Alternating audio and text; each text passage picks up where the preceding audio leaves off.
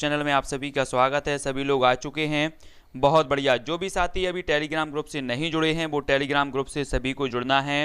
हिंदी मंत्रा, नीलम जी, रवि जी, राम कुमार जी, सदानंद जी, बहुत बढ़िया, राम कुमार जी, अनुज यादव जी, मनीषा जी, रानी तिवारी जी, दीपमाला जी, सभी लोग आ चुके हैं। सभी का बहुत बहुत स्वागत है। दोस्तों आज हम आदिकाल से स्टार्ट करेंगे और आदिकाल से जितने भी प्रश्न बन सकते हैं उन प्रश्नों से और जो भी महत्वपूर्ण प्रश्न होंगे उन प्रश्नों पर चर्चा करके आदिकाल के लगभग आज हम 100 प्रश्न कवर करेंगे आज की क्लास में। तो सभी लोग पहले वीडियो को लाइक कर देना, वीडियो को शेयर सभी लोगों को करना है, ठीक है। स्टार्ट करेंगे आज का ये वीडियो मोस्ट इंपॉर्टेंट क्वेश्चनों पर और जो भी हमारा जो विस्तृत अध्ययन होना है उसकी क्लास भी आज हम बता देंगे कितने बजे भी होगी। रोशनी पटेल जी, ब्रजेश जी, सभी लोगों को फटाफट से लाइक करना है और उत्तर बताते जाना है, ठीक है। मोस्ट इंपॉर्टेंट खुरैसी जी, मोहित कुमार जी, जल्दी जल्दी से सभी लोग लाइक कर दें। फिर स्टार्ट करें आज का वीडियो। सबसे पहला जो आज का जो भी साथी हमारे जो साथी जुड़े नहीं हैं टेलीग्राम ग्रुप से वो जुड़ जाएं टेलीग्राम ग्रुप से, ठीक है। स्टार्ट करेंगे दोस्तों। दीपमाला जी, खुरैसी जी, हरिओम जी, अनुज जी, राधा पटेल जी, बहुत बढ़िया, सभी लोग आ चुके हैं। स्टार्ट करने वाले हैं। हिंदी साहित्य की दीर्घकालीन गाथा को सूत्रबद्ध रूप से स्पष्ट करने का सर्वप्रथम प्रयास किसने किया है? तो फटाफट से बताना है। ये हमारा प्रथम प्रश्न है। आदिकाल को लेकर आदिकाल से पूरा हमारा अध्ययन विस्तृत चलेगा, तो सभी लोगों को टाइम पे आना है। अब राम कुमार जी, आलोक जी, सभी लोग टाइम पर आएंगे। बिल्कुल 9 बजे स्टार्ट होती है आपकी क्लास, ठीक है। हाँ, रसीदा जी, जय कुमार जी, जल्दी जल्दी से उत्तर बताओ। प्रश्न क्रमांक 1 का उत्तर सभी को बताना है कि हिंदी साहित्य की दीर्घकालीन गाथा को सूत्रबद्ध रूप से स्पष्ट करने का जो सर्वप्रथम प्रयास किया है वो किसने किया है? तो गारसा दा तासी, यानी कि जो विकल्प नंबर 1 है वो इसका सही हो जाएगा। गारसा दा तासी फ्रेंच विद्वान थे और इन्होंने सबसे प्रथम जो हिंदी साहित्य का इतिहास लिखा वो फ्रेंच भाषा में लिखा है और सर्वप्रथम सूत्रबद्ध करने का जो प्रथम प्रयास किया है वो गारसा दा तासी ने किया। बहुत बढ़िया, सभी लोगों के उत्तर सही आए हैं। अगला क्वेश्चन देख लेते हैं। गारसा दा तासी के ग्रंथ का नाम क्या है? फटाफट से बताना है। इनका ग्रंथ कौन सा है जो फ्रेंच भाषा में लिखा गया है? नीतू जी, सुंदर जी, यूबी जी, सभी लोग कमेंट में लिखेंगे। रीता जी, मोस्ट इंपॉर्टेंट है, तो फटाफट से सभी लोग लाइक कर देंगे और इसका सही जो उत्तर हो जाएगा वो क्या होगा? वो विकल्प नंबर 2 हो जाएगा। इस्तबार दा लालेतुर एंदुई हिंदुस्तानी, ये जो ग्रंथ है ये फ्रेंच भाषा में लिखा गया और गारसा दा तासी ने लिखा। बहुत बढ़िया, पूरा का पूरा जो विस्तृत अध्ययन है हमारा, है ना, वो सभी लोगों को पढ़ना है और सभी लोग बताते जाएं कि विस्तृत अध्ययन की क्लास कितने बजे रखनी है, तो सभी लोग कमेंट में जरूर लिखेंगे, ठीक है। नेक्स्ट जो हमारा प्रश्न होगा, इस्तबारदार लेतृतुर हिंदुस्तानी ग्रंथ किस भाषा में लिखा गया है? जल्दी से बताना है। जब हम शुरुआत से पढ़ रहे हैं तो एक एक चीज पढ़ रहे हैं कि ये ग्रंथ किसने लिखा, सबसे पहले सूत्रबद्ध किसने किया, उनका ग्रंथ कौन सा है, ये किस भाषा में लिखा गया, तो सभी का उत्तर आ गया है फ्रेंच भाषा। बहुत बढ़िया, सभी लोग सही उत्तर बता रहे हैं फ्रेंच भाषा, यानी कि जो विकल्प नंबर सी है वो इसका सही हो जाएगा। Very good. अब आपको बताना है तबकातु सुएरा के लेखक कौन है? जल्दी से बताना। प्रश्न क्रमांक 4 का उत्तर बताना है। तबकातु सुएरा जो पुस्तक है, जो ग्रंथ है, इसके लेखक कौन माने जाते हैं? इंशाअल्लाह खां अमीर खुसरो, मौलवी करीमुद्दीन या फिर नूर मोहम्मद। जल्दी से फटाक से उत्तर बताना है। तो प्रश्न क्रमांक 4 का जो उत्तर हो जाएगा राम कुमार जी, मनीषा जी, मनोज जी, रानी जी, मौलवी करीमुद्दीन। मौलवी करीमुद्दीन यानी कि जो विकल्प नंबर डी है। बहुत बढ़िया, ममता जी, नीतू जी, सभी लोग के उत्तर सही आ रहे हैं। अगला क्वेश्चन बताना है कि निम्नलिखित में से किस ग्रंथ को अंग्रेजी में उर्दू कवियों का इतिहास और उर्दू में हिंदी शायरी का तज़किरा कहा जाता है? प्रश्न क्रमांक 5 का उत्तर सभी लोगों को बताना है। खुरैसी जी, रवि जी, पूनम जी, सभी लोग बताएंगे उत्तर क्या हो जाएगा। हेमलता जी, मोस्ट इंपॉर्टेंट है कि किस ग्रंथ को अंग्रेजी में उर्दू कवियों का इतिहास और उर्दू में हिंदी शायरी का तज़किरा कहा जाता है? तो प्रश्न क्रमांक जो 5 का उत्तर हो जाएगा वो सी हो जाएगा। बहुत बढ़िया, ज्योति शर्मा, तज़किरा ये सूरा या ई हिंदी, है ना, इसे हिंदी शायरी का तज़किरा भी कहा जाता है। बहुत बढ़िया। अगला क्वेश्चन देख लेते। हिंदी साहित्य इतिहास की नींव का पत्थर किसे माना जाता है? जल्दी से कमेंट में लिखना है। हिंदी साहित्य इतिहास की नींव का पत्थर किसे माना जाता है? The modern vernacular literature of Hindustan को, इस्तबारदार ललितुत्र हिंदू हिंदुस्तान को, शिवसेन सरोज को या फिर मिश्र बंधु विनोद को? प्रश्न क्रमांक 6 का उत्तर अधिकांश लोग जो बता रहे हैं वो क्या बता रहे हैं? ए बता रहे हैं। ए मतलब हिंदी साहित्य के इतिहास का जो नींव का पत्थर माना जाता है वो क्या माना जाता है? The modern vernacular literature of Hindustan. तो याद रख लेना है सभी को, विकल्प नंबर जो ए है वो इसका सही होना चाहिए। ठीक है, जो नींव का पत्थर माना जाता है हिंदी साहित्य के इतिहास का वो माना जाता है कौन? विकल्प नंबर ए। प्रश्न क्रमांक 6 का उत्तर हो जाएगा A, the modern vernacular literature of Hindustan, मतलब ग्रियर्सन साहब, ए सही हो जाएगा। ठीक है, अगला क्वेश्चन देख लेते हैं। हिंदी साहित्य का प्रथम इतिहास ग्रंथ माना जाता है, हिंदी साहित्य का प्रथम इतिहास ग्रंथ सभी को बताना है, तो कौन सा माना जाता है हिंदी साहित्य का प्रथम इतिहास ग्रंथ? तो फटाक से प्रश्न क्रमांक 7 का उत्तर क्या हो जाएगा, जल्दी से बताना है। प्रथम इतिहास ग्रंथ कौन सा माना जाता है हिंदी साहित्य का? तो मोस्ट इंपॉर्टेंट क्या हो जाएगा आशीष जी? सभी लोग बता रहे हैं ए, कुछ लोग बता रहे हैं बी। उत्तर क्या हो जाएगा? हिंदी साहित्य का प्रथम जो इतिहास ग्रंथ माना जाता है वो माना जाता है the modern vernacular literature of Hindustan, यानी कि जो विकल्प नंबर बी है वो इसका सही हो जाएगा। ठीक है, हाँ, हिंदी साहित्य का प्रथम इतिहास ग्रंथ माना जाता है जो मतलब पूर्ण रूप से जिसमें काल विभाजन का प्रयोग किया गया और जो सक्षम रहा है ना, जो इस्तबारदा लेत्रुत्तर है, इसे हिंदी साहित्य का प्रथम इतिहास ग्रंथ तो माना जाता है, लेकिन पूर्ण रूप से जो माना जाता है जिसमें काल विभाजन का प्रयास किया गया वो the modern vernacular literature of Hindustan माना जाता है। ठीक है, तो सभी लोगों को याद रख लेना है। अगला क्वेश्चन देख लेते हैं, हिंदी कवियों का प्रथम वृत्त संग्रह कौन है? वृत्त संग्रह आपको बताना है, प्रश्न क्रमांक 8 का उत्तर बताना है, तो जल्दी जल्दी से बताओ। हिंदी कवियों का प्रथम वृत्त संग्रह कौन है? सुंदर जी, रुचि जी, सविता जी, सभी लोग उत्तर बताएंगे। उत्तर क्या हो जाएगा? हिंदी कवियों का प्रथम वृत्त संग्रह कौन है? तो 8 का जो उत्तर हो जाएगा वो होगा विकल्प नंबर सी, शिवसेन सरोज। शिवसेन सरोज जो है ये उत्तर सही हो जाएगा, विकल्प नंबर सी इसका सही हो जाएगा। हिंदी कवियों का प्रथम वृत्त संग्रह माना जाता है शिवसेन सरोज, शिवसेन सेंगर का शिवसेन सरोज। ठीक है, तो याद रख लेना। आचार्य रामचंद्र शुक्ल ने प्रथम वृत्त संग्रह माना है किसे? शिवसेन सेंगर का शिवसेन सरोज को, तो याद रख लेना। नेक्स्ट है, हिंदी साहित्य इतिहास लेखन में सबसे पहले जो है काल विभाजन, प्रवृत्ति निरूपण और मूल्यांकन किसने किया है? प्रश्न क्रमांक 9 का उत्तर हमें बताना है, तो 9 का उत्तर क्या हो जाएगा? जल्दी बताओ। सबसे पहले काल विभाजन, प्रवृत्ति निरूपण और मूल्यांकन किसने किया है हिंदी साहित्य इतिहास लेखन में? तो मोस्ट इंपॉर्टेंट है आशीष जी, नीता जी, मनीषा जी, इरफान जी, काजल जी, रुचि जी, सभी लोग उत्तर बताएंगे, तो इसका सही उत्तर हो जाएगा गारसादा तासी। हमने पहले भी मैं बता चुका हूं आपको कि गारसादा तासी ने सर्वप्रथम काल विभाजन का प्रयोग किया गया, प्रवृत्ति निरूपण का किया, मूल्यांकन भी इसमें किया गया। ठीक है, तो विकल्प नंबर ए इसका सही हो जाएगा। ठीक है, काल विभाजन का जो ये नहीं मतलब ग्रियर्सन, डॉक्टर ग्रियर्सन, डी इसका सही हो जाएगा। किसने किया है? तो ग्रियर्सन ने कहा है। ठीक है, ग्रियर्सन, गारसादा तासी नहीं, ग्रियर्सन इसका सही होगा। Modern vernacular literature of Hindustan, ये सही हो जाएगा, डी वाला उत्तर सही होगा। देख लेना सभी लोग, डी इसका सही है। अगला क्वेश्चन देख लेते हैं। अगला जो हमारा प्रश्न है वो क्या हो जाएगा? वो है दोस्तों, एशियाटिक सोसाइटी ऑफ बंगाल की पत्रिका के विशेषांक के किस ग्रंथ का प्रकाशन हुआ था? जल्दी जल्दी से बताना है, हाँ फटाफट बताओ। प्रश्न क्रमांक 10 का उत्तर बताना है, 10 का सभी लोग बताएं। एशियाटिक सोसाइटी ऑफ बंगाल की पत्रिका के विशेषांक में किस ग्रंथ का प्रकाशन हुआ था? डॉक्टर ग्रियर्सन कृत modern vernacular literature of Hindustan का, आचार्य शुक्ल कृत हिंदी साहित्य का इतिहास, डॉक्टर गणपति चंद्र गुप्त हिंदी साहित्य इतिहास का वैज्ञानिक इतिहास, या डॉक्टर रामकुमार वर्मा कृत हिंदी साहित्य का आलोचनात्मक इतिहास? प्रश्न क्रमांक जो 10 का उत्तर हो जाएगा वो होगा modern vernacular literature of Hindustan, यानी कि जो विकल्प नंबर ए है वो अधिकांश लोगों ने सही बताया। आलोक जी, रानू जी, हेमलता जी, सभी लोग सही बता रहे हैं। नेक्स्ट प्रश्न है, the modern vernacular literature of Hindustan को हिंदी का प्रथम साहित्य इतिहास ग्रंथ किसने माना है? जल्दी से उत्तर बताना है। प्रश्न क्रमांक 11 का उत्तर बताना है, 11 का उत्तर क्या हो जाएगा? जल्दी जल्दी से बताओ। प्रथम साहित्य, हिंदी का प्रथम साहित्य इतिहास ग्रंथ किसने माना है? तो उत्तर क्या हो जाएगा 11 का? अधिकांश लोगों के उत्तर आ रहे हैं, कुछ लोग 3 बता रहे हैं, कुछ लोग ए बता रहे हैं, कुछ लोग डी बता रहे हैं, लेकिन इसका जो सही उत्तर हो जाएगा वो होगा डॉक्टर किशोरी लाल गुप्त किशोरीलाल गुप्त ने जो है modern vernacular literature of Hindustan को हिंदी का प्रथम साहित्य इतिहास ग्रंथ माना है।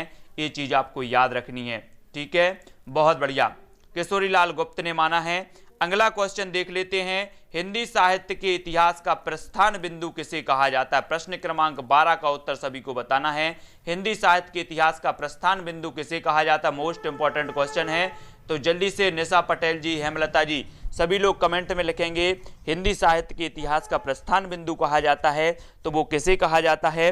इसका सही उत्तर होगा शिवसेन सेंगर का, शिवसेन सरोज, यानी कि जो विकल्प नंबर सी है वो इसका सही हो जाएगा, ठीक है। शिवसेन सरोज को हिंदी साहित्य के इतिहास का प्रस्थान बिंदु कहा जाता है और शिवसेन सरोज जो रचना है वो शिवसेन सेंगर की है, ठीक है, बहुत बढ़िया। ओपी जी, मोहित कुमार जी, रवि जी, सभी लोगों के उत्तर सही आ रहे हैं। डॉक्टर ग्रियर्सन ने अपने साहित्य इतिहास ग्रंथ में सर्वाधिक सहायता किससे ली है? प्रश्न क्रमांक 13 का उत्तर हमें बताना है।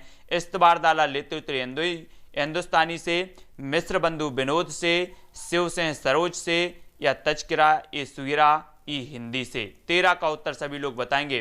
तो 13 का उत्तर क्या हो जाएगा? रीनू जी, नेहा जी, मनीषा जी, दीपमाला जी, हेमलता जी। प्रश्न क्रमांक जो 13 का उत्तर होगा वो होगा विकल्प नंबर सी, शिवसेन सरोज से। शिवसेन सरोज यानी कि जो विकल्प नंबर सी है वो इसका सही हो जाएगा, ठीक है। पीके द्विवेदी जी, रूप रानी जी, ममता जी, के सेना जी, है ना। Modern vernacular literature of Hindustan में वर्णित कवियों की संख्या कितनी है? जल्दी से बताएंगे। प्रश्न क्रमांक 14 का उत्तर बताना है। उत्तर क्या हो जाएगा? राम कृपाल जी, आशीष जी, पूनम जी, लक्ष्मी जी। लिटरेचर ऑफ हिंदुस्तान में जो वर्णित कवि हैं उनकी संख्या कितनी है? तो अधिकांश लोगों का उत्तर आ रहा है 952। बहुत बढ़िया, 952 कवियों का इसमें वर्णन किया गया है, बहुत बढ़िया।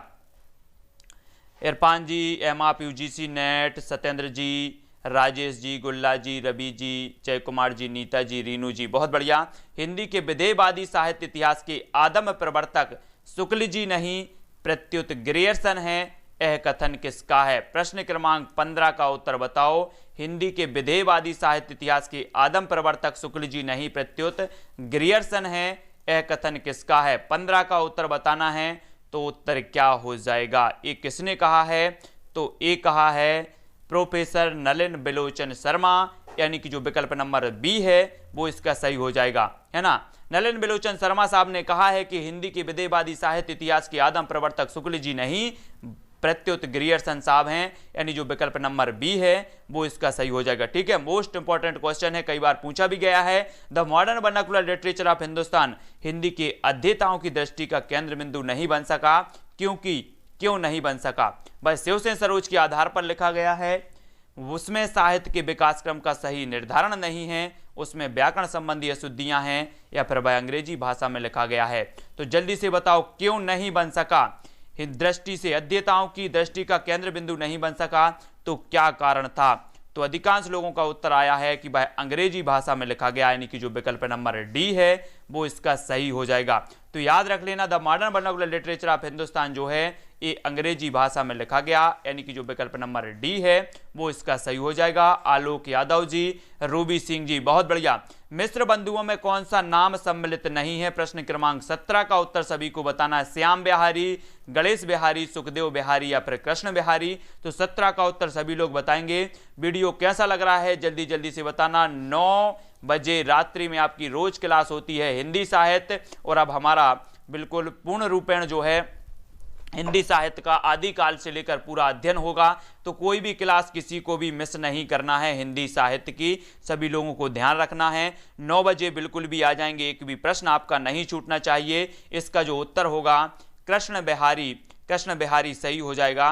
17 का जो उत्तर होगा वो कृष्ण बिहारी, ये कृष्ण बिहारी नहीं थे, मतलब श्याम गणेश सुखदेव, श्याम गणेश सुखदेव ये मिश्र बंधु थे और ये 3 भाई थे, ठीक है। अगला क्वेश्चन देख लेते हैं।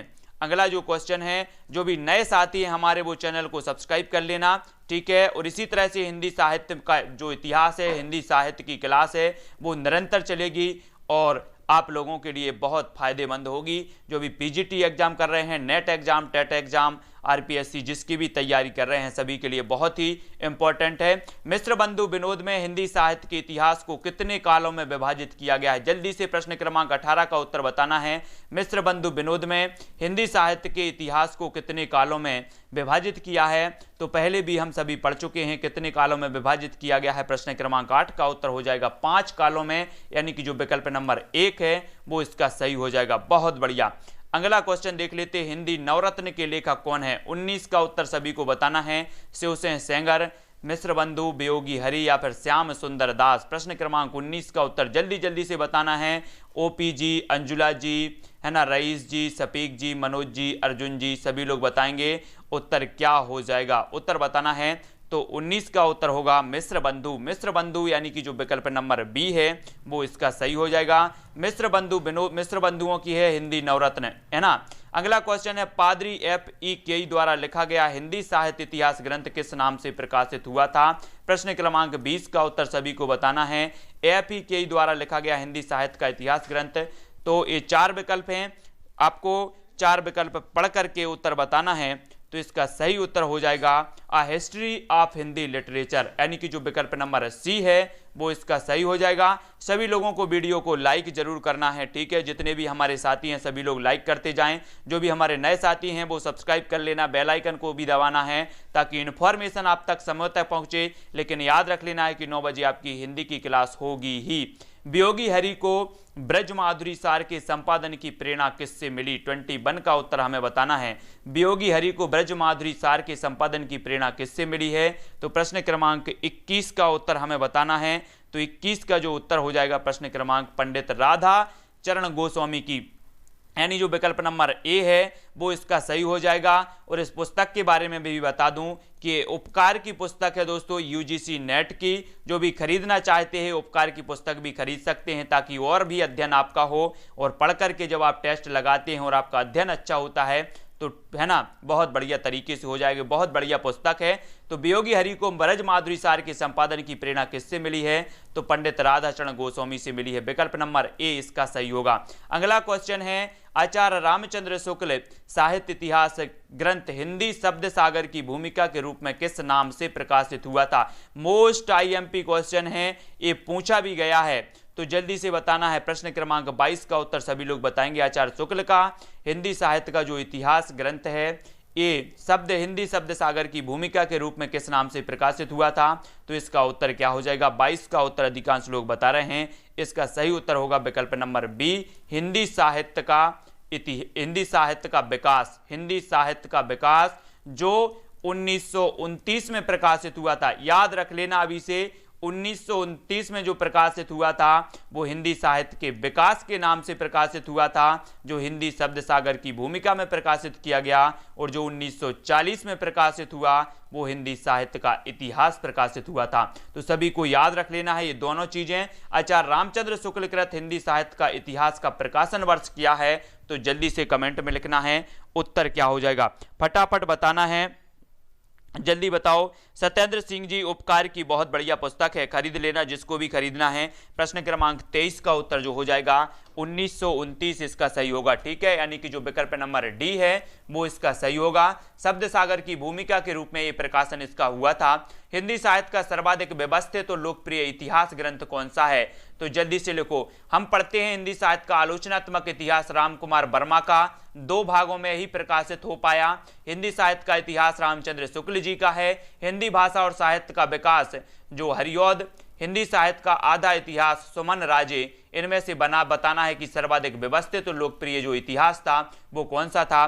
तो 24 का जो उत्तर हो जाएगा वो क्या होगा? इसका सही उत्तर होगा विकल्प नंबर बी, हिंदी साहित्य का इतिहास आचार्य रामचंद्र शुक्ल जी का। बहुत बढ़िया। आरती सिंह जी, ज्ञान दत्त जी, आलोक जी, सुमित जी, काजल जी, रीता जी, सभी लोगों के उत्तर सही आ रहे हैं। हिंदी साहित्य इतिहास लेखन में आचार्य शुक्ल का प्रथम क्रांतिकारी कदम क्या था? जल्दी बताओ। 25 का उत्तर हमें बताना है कि आचार्य रामचंद्र शुक्ल का क्रांतिकारी कवि क्या था, क्रांतिकारी जो कदम था वो क्या था? अपभ्रंश साहित्य को हिंदी साहित्य से अलग मानकर उसे पूर्व पीठिका के रूप में प्रस्तुत करना, प्रवृत्ति विशेष के रूप अनुरूप नामकरण का प्रयास, आदिकाल को वीरगाथा काल नाम देना या ग्रंथों की प्रसिद्धि को महत्व देना। तो क्रांतिकारी कदम क्या था सभी को बताना है, 25 का उत्तर बताना है। तो उत्तर होगा विकल्प नंबर ए, अपभ्रंश साहित्य को हिंदी साहित्य से अलग मानकर उसे पूर्व पीठिका के रूप में प्रस्तुत करना। ठीक है, आज से जो भी आज की क्लास अटेंड किए हैं वो एक भी क्लास मिस नहीं करेंगे आगे वाली, तभी आपका हिंदी साहित्य पूरा कंप्लीट होगा। और हिंदी साहित्य में कंप्लीट होने के बाद आप भी कहेंगे कि सर अब कॉन्फिडेंस आ गया है हिंदी साहित्य में। आचार्य रामचंद्र शुक्ल के अनुसार किसकी रचनाएं साहित्य कोटि की नहीं है? तो ये 4 विकल्प हैं, बताना है कौन सी रचनाकार की जो है साहित्य कोटि की रचनाएं नहीं मानी जाती हैं। तो उत्तर क्या हो जाएगा, फटाफट बताना है, 26 का उत्तर बताना है। तो उत्तर हो जाएगा सिद्धों और योगियों की जो रचनाएं हैं वो शुक्ल के अनुसार साहित्य कोटि की नहीं मानी जाती हैं। और सिद्धों के बारे में हमेशा पढ़ते हैं कि इन्होंने संधा भाषा शैली में अपनी रचनाएं लिखी हैं। सिद्धों की जो संख्या मानी जाती है वो 84 मानी जाती है, और सिद्ध जो साहित्य के प्रमुख माने जाते हैं वो सरहपा माने जाते हैं। ठीक है, अगला क्वेश्चन देख लेते हैं। अगला जो हमारा प्रश्न है वो कौन सा है? वो है दोस्तों हिंदी साहित्य इतिहास का प्रमुख ग्रंथ जो अभी तक अधूरा है। जल्दी बताओ वो ग्रंथ कौन सा है? हिंदी साहित्य का आधा इतिहास सुमन राजे, हिंदी साहित्य का दूसरा इतिहास बच्चन सिंह, हिंदी साहित्य का जो है इतिहास प्रोफेसर वासुदेव सिंह समीक्षात्मक, और हिंदी साहित्य का जो है इतिहास आलोचनात्मक इतिहास डॉक्टर राम कुमार वर्मा। तो कौन सा है जो अभी तक अधूरा है? 27 का उत्तर बताना है। तो इसका सही उत्तर होगा डी मतलब जो है वो सही हो जाएगा। कौन सा हो जाएगा? डी वाला इसका सही हो जाएगा। सभी लोगों को बताना है डॉक्टर राम कुमार वर्मा का आलोचनात्मक इतिहास है, ये इसका सही हो जाएगा। ये अभी तक अधूरा है, ये केवल 2 भागों में है प्रकाशित है, आदिकाल और भक्तिकाल ही इसका जो है प्रकाशन हुआ है, उसके बाद ये अधूरा ही माना गया है। तो ये सही हो जाएगा राम कुमार वर्मा का आलोचनात्मक इतिहास। अगला क्वेश्चन है हिंदी साहित्य के इतिहास को आलोचनात्मक ढंग से समझाने का श्रेय किसे है? प्रश्न क्रमांक 28 का उत्तर सभी लोगों को बताना है। क्या हो जाएगा? तो फटाफट बताओ, उत्तर बताना है। तो इसका सही उत्तर होगा विकल्प नंबर क्या हो जाएगा? जल्दी जल्दी से कमेंट में लिखो। हिंदी साहित्य के इतिहास को आलोचनात्मक ढंग से समझाने का जो श्रेय है वो होगा पद्मलाल पुन्नालाल बख्शी, यानी कि जो विकल्प नंबर 1 है वो इसका सही हो जाएगा। ठीक है, बहुत बढ़िया, सभी लोगों के उत्तर आ रहे हैं। पद्मलाल पुन्नालाल बख्शी, आलोचनात्मक ढंग से समझाने का श्रेय इन्हीं को है। अगला क्वेश्चन देख लेते हैं। हिंदी साहित्य इतिहास की रूपरेखा से युक्त हिंदी के मुसलमान कवि नामक पुस्तक के लेखक कौन है? प्रश्न क्रमांक 29 का उत्तर बताना है। तो 29 का उत्तर क्या हो जाएगा? हिंदी के मुसलमान कवि नामक जो पुस्तक है वो इसके लेखक कौन है? प्रश्न क्रमांक 29 का अधिकांश लोगों का आ रहा है गंगा प्रसाद सिंह। बहुत बढ़िया, विकल्प नंबर सी इसका सही हो जाएगा, गंगा प्रसाद सिंह इसका सही है।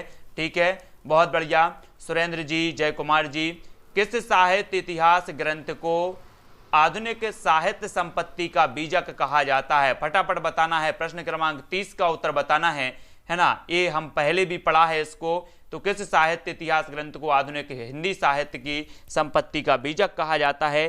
तो उत्तर क्या हो जाएगा? 30 का उत्तर अधिकांश लोगों का जो आ रहा है वो आ रहा है डी, हिंदी पुस्तक साहित्य माता प्रसाद गुप्त। हिंदी पुस्तक साहित्य माता प्रसाद गुप्त की, यानी कि जो विकल्प नंबर डी है वो इसका सही होगा। बहुत बढ़िया।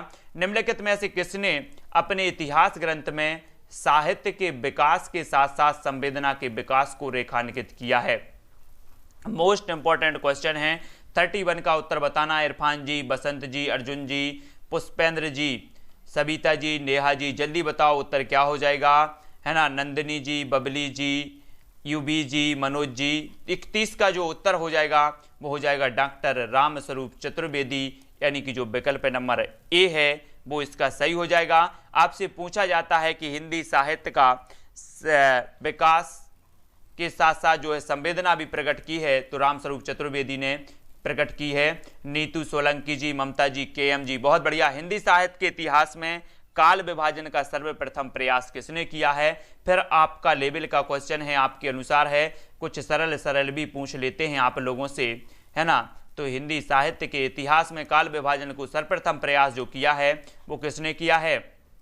उत्तर अधिकांश लोग बता रहे हैं बी, कुछ लोग ए बता रहे हैं। नरोत्तम जी ये क्यों बता रहे हैं? इसका सही उत्तर होगा ग्रियर्सन साहब ने किया है सर्वप्रथम काल विभाजन का प्रयोग, है ना।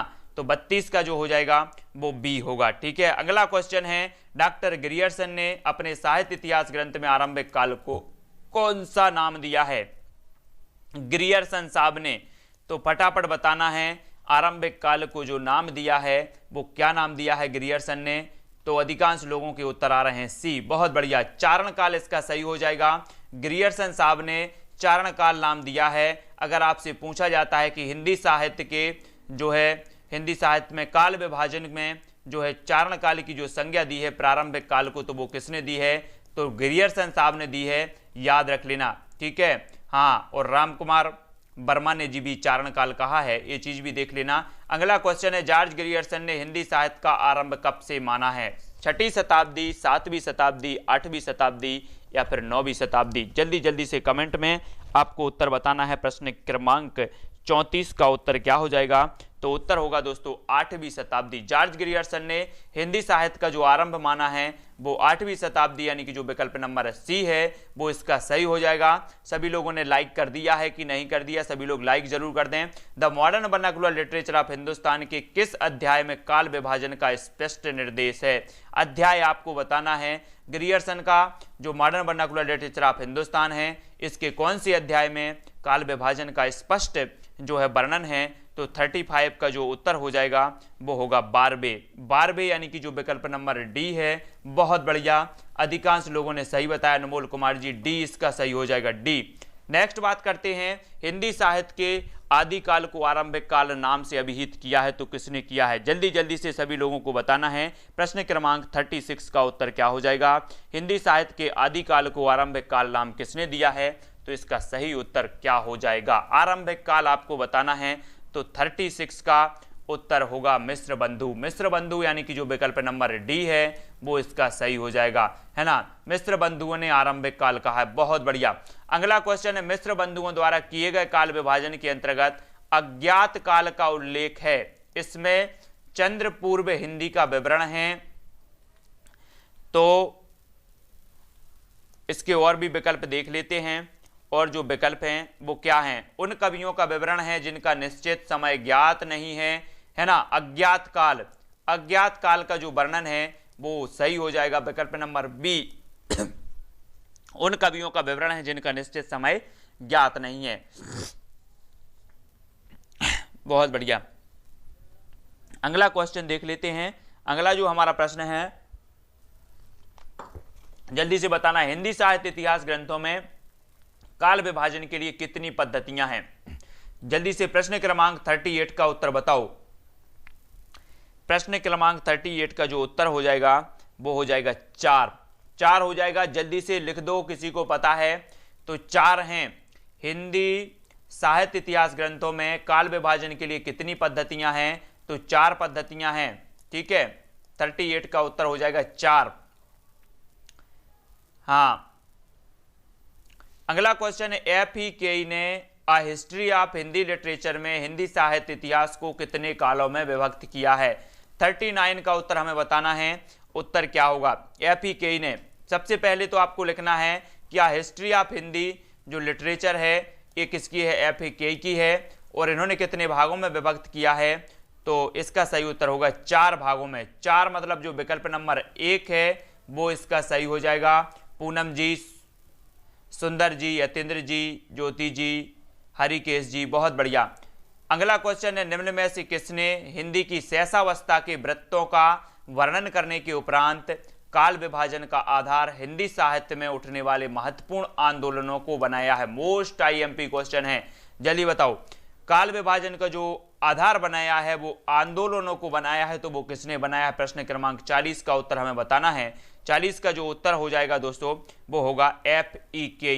FEKE ने क्या किया है कि इन्होंने जो है हिंदी साहित्य में काल विभाजन का जो आधार बनाया है, जो हिंदी साहित्य के प्रमुख आंदोलन हुए उनको आंदोलनों को इसका प्रमुख आधार बनाया। बहुत बढ़िया। किस साहित्य इतिहासकार ने जनता की चित्तवृत्ति को काल विभाजन का आधार बनाया है? प्रश्न क्रमांक 41 का उत्तर बताओ। 41 का सभी को बताना है। तो सभी रामचंद्र शुक्ल ने कहा है, क्या कहा है, जल्दी से बताना है। रामचंद्र शुक्ल जी ने जो है चित्तवृत्तियों को काल विभाजन का आधार बनाया है, प्रवृत्तियों को काल विभाजन का आधार बनाया है, यानी जो विकल्प नंबर ए है वो इसका सही हो जाएगा। राहुल शुक्ला जी, राम कृपाल जी, सुंदर जी, कुशल जी, दीपमाला जी, रीता जी, बहुत बढ़िया। रामचंद्र शुक्ल ने अपने साहित्य इतिहास को कितने कालों में विभाजित किया? 42 का उत्तर बताओ। सरल सा क्वेश्चन है, जल्दी जल्दी से उत्तर बताना है। कितने कालों में विभाजित किया है आचार्य शुक्ल जी ने? तो 42 का उत्तर क्या हो जाएगा? बसंत कुमार जी, रीनू जी, यस जी, जल्दी बताओ उत्तर क्या होगा 42 का? 42 का जो उत्तर हो जाएगा वो 4 यानी कि जो विकल्प नंबर बी है वो इसका सही हो जाएगा। ठीक है, बहुत बढ़िया। शिवांग जी, सत्येंद्र जी, वीरगाथा काल नाम के विरुद्ध सर्व प्रमुख आपत्ति है। जिन ग्रंथों के आधार पर यह नामकरण किया गया उनमें धार्मिकता का प्राधान्य है, उनमें श्रृंगार रस भी है, उनमें कुछ अप्राप्त और कुछ परवर्ती काल की रचनाएं हैं, उनमें हठ योग की प्रधानता है। तो 43 का उत्तर जो हो जाएगा वो हो जाएगा सी, उनमें कुछ अप्राप्त और कुछ परवर्ती काल की रचनाएं हैं, इसलिए जो है ये आपत्ति है। और रामचंद्र शुक्ल ने 12 रचनाओं को जो है वीरगाथा काल का आधार माना है। सभी को याद है ना? सभी को याद है, बहुत बढ़िया। हिंदी साहित्य के आरंभिक काल का सर्वाधिक उपयुक्त नाम क्या है? फटाफट बताएंगे, सर्वाधिक उपयुक्त नाम क्या है हिंदी साहित्य के आरंभिक काल का? तो 44 का जो उत्तर होगा वो होगा आदिकाल। आदिकाल उपयुक्त नाम है। अब सभी लोगों को बताना है कि जो आदिकाल नाम दिया है वो किसने दिया है? फटाफट बताओ, सरल सा क्वेश्चन है। विनोद जी, कुशल जी, सभी लोग बताएंगे। हाँ, फटाफट बताओ, जो आदिकाल नाम दिया है ओपी जी, नीतू जी, नंदिनी जी, रवि जी, खुरैसी जी, रीनू जी, जल्दी जल्दी बताओ। आरती जी, उत्तर क्या हो जाएगा? इरफान जी, मनीषा जी, सुंदर जी, नीलम जी, पूनम जी, अंजुला जी, आदिकाल की जो संज्ञा दी है वो किसने दी है? हजारी प्रसाद द्विवेदी ने। बहुत बढ़िया, हजारी प्रसाद द्विवेदी जी ने दी है। आचार्य शुक्ल ने अपने साहित्य इतिहास ग्रंथ में लगभग कितने वर्षों तक के साहित्य पर प्रकाश डाला है? 45 का उत्तर बताना है। कितने वर्षों के जो है साहित्य इतिहास पर प्रकाश डाला है आचार्य शुक्ल जी ने? तो 45 का उत्तर हो जाएगा विकल्प नंबर ए। ठीक है, 950 वर्षों, यानी कि जो विकल्प नंबर ए है वो इसका सही होगा। 950 वर्षों, 45 का ए सही हो जाएगा। ठीक है, हाँ, 45 का 950 वर्षों के इतिहास पर प्रकाश डाला है, तो सभी लोगों को याद रख लेना है। 950 वर्ष इसका सही होगा। निम्नलिखित में से किसके साहित्य इतिहास ग्रंथ में आदिकाल के लिए चारण काल शब्द का प्रयोग नहीं हुआ है? तो बताओ, किसके साहित्य इतिहास ग्रंथ में आदिकाल के लिए चारण काल का प्रयोग नहीं हुआ है? 46 का उत्तर बताना है। तो 46 का उत्तर जो हो जाएगा वो क्या हो जाएगा?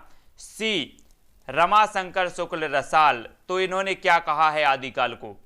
रमाशंकर शुक्ल रसाल के साहित्य इतिहास में चारण काल का प्रयोग नहीं हुआ है। तो रमाशंकर शुक्ल रसाल ने हिंदी साहित्य के प्रारंभिक काल को क्या नाम दिया है? ये चीज भी जल्दी से कमेंट में लिखना है, फटाफट लिखो। रमाशंकर शुक्ल रसाल ने हिंदी साहित्य के प्रारंभिक काल को जो नाम दिया है वो क्या नाम दिया है? उत्तर क्या हो जाएगा? अधिकांश लोग बता रहे हैं जयकाल। बहुत बढ़िया, दीपमाला जी, इन्होंने कहा है जयकाल। रमाशंकर शुक्ल रसाल ने आदिकाल को नाम दिया है जयकाल, याद रख लेना। ठीक है, हिंदी के आदिकाल को सिद्ध सामंत युग किसने कहा है? 47 का उत्तर बताना है। हिंदी के आदिकाल को सिद्ध सामंत युग जो कहा है वो किसने कहा है? तो सभी लोग बताएंगे सिद्ध सामंत युग किसने कहा है हिंदी साहित्य के आदिकाल को?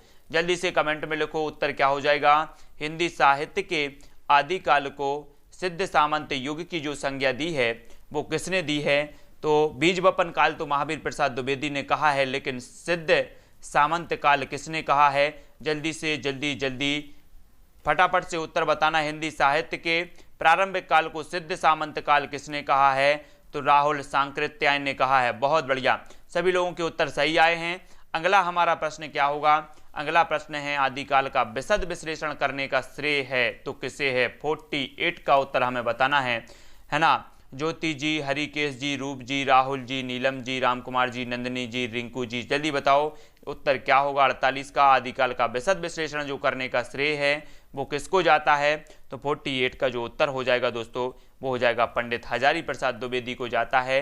इन्होंने विशद विश्लेषण किया है और हिंदी साहित्य का आदिकाल, हिंदी साहित्य की भूमिका, ये इनके प्रसिद्ध ग्रंथ माने जाते हैं। रीता त्रिवेदी जी, नेहा जी, बहुत बढ़िया उत्तर बता रहे हैं आप लोग, है ना। सभी लोग लाइक कर देना। आदिकाल की जो सीमा अवधि मानी जाती है वो क्या मानी जाती है, 49 का उत्तर सभी लोगों को बताना है। आदिकाल की जो सीमा अवधि मानी जाती है वो कौन सी है, 6ठी, 7वीं, 8वीं या फिर 11वीं। तो प्रश्न क्रमांक 49 का उत्तर जो हो जाएगा 11वीं शताब्दी से 14वीं शताब्दी। विकल्प नंबर, विकल्पानुसार उत्तर हमें बताना है, तो विकल्पानुसार जो उत्तर हो जाएगा वो 11वीं शताब्दी से 14वीं शताब्दी ये अवधि मानी जाती है। ठीक है। हाँ, अगला क्वेश्चन है, हिंदी साहित्य के आदिकाल को अपभ्रंश काल किसने कहा है। हिंदी साहित्य के अपभ्रंश काल को जो कहा है, आदिकाल को अपभ्रंश काल किसने कहा है, फटाक से उत्तर बताना है। उत्तर क्या हो जाएगा, प्रश्न क्रमांक 50 का उत्तर बताना है। तो उत्तर जो हो जाएगा अपभ्रंश काल किसने कहा है, चंद्रधर शर्मा गुलेरी साहब ने या फिर महावीर प्रसाद द्विवेदी जी ने। तो उत्तर होगा चंद्रधर शर्मा गुलेरी। सभी लोगों के उत्तर सही आए हैं। इन्होंने हिंदी साहित्य के इतिहास को, हिंदी साहित्य के आदिकाल को अपभ्रंश काल नाम दिया है। बहुत बढ़िया। अगला क्वेश्चन है, आदिकाल को बीज वपन काल किसने नाम दिया है। सभी लोग अभी बता रहे थे बीज वपन, बीज वपन, सर बीज वपन, बीज वपन, बीज वपन कर रहे थे सभी लोग। अब बताओ जल्दी, बीज वपन काल किसने कहा है, फटाफट बताएंगे जल्दी जल्दी से, किसी का कमेंट नहीं रुकना चाहिए, सभी लोग बताएंगे हिंदी साहित्य के आदिकाल को बीज वपन काल किसने कहा है। हनुमान राम जी जल्दी बताओ, नीलम जी, दीपमाला जी, सचिन जी, जल्दी जल्दी बताना है। उत्तर क्या हो जाएगा, हिंदी साहित्य के आदिकाल को बीज वपन काल की संज्ञा दी है, किसने दी है, रवि जी, खुरेसी जी, कहाँ चले गए, जल्दी जल्दी कमेंट में लिखना है। तो महादेवी वर्मा, यानी कि जो विकल्प नंबर बी है वो इसका सही हो जाएगा। ठीक है। आदिकालीन साहित्य का प्रमुख रस है, आदिकालीन साहित्य का प्रमुख रस कौन सा है, रीनू जी, मोनिका जी, सभी लोग बताएंगे आदिकालीन साहित्य का प्रमुख रस कौन सा माना जाता है, शांत रस, वीर रस, करुण रस या फिर हास रस। 52 का उत्तर क्या हो जाएगा, तो 52 का जो उत्तर हो जाएगा वो हो जाएगा शांत रस। शांत रस सही है कि नहीं, शांत सही नहीं है। आदिकालीन जो साहित्य का प्रमुख रस माना जाता है वो वीर रस माना जाता है, यानी कि जो विकल्प नंबर 52 का है वो 52 का सी हो जाएगा, सी, है ना। बहुत बढ़िया। अगला क्वेश्चन देख लेते हैं, आचार्य रामचंद्र शुक्ल ने आदिकाल के तृतीय प्रकरण में किसका विवेचन किया है। तृतीय प्रकरण में आपको बताना है किसका विवेचन किया है। 53 का उत्तर सभी को बताना है। आदिकाल के तृतीय प्रकरण में किसका विवेचन हुआ है। 53 का, भक्ति काव्य का, वीरगाथा काव्य का, रीति काव्य का या फिर आधुनिक काव्य का।